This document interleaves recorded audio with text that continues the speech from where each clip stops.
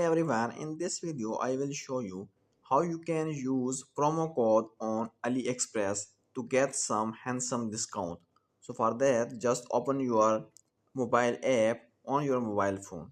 Now if you have got your promo code, then how you will use it, just click on this shop option or shop section. Now here select any product that you want to purchase. That's why I will select this one. Now, if you want to purchase, just simply click on buy now. Simply click on buy now. Now here select your product from the list given and you can simply click on continue. Now in this section, it's the checkout page.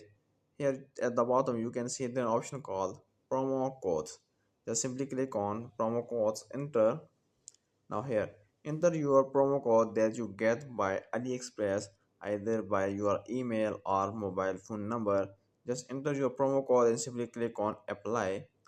When you click on apply, if your promo code is valid, then you will get discount here at this. Now the total amount is $24, but after promo code apply, your this total amount will be reduced.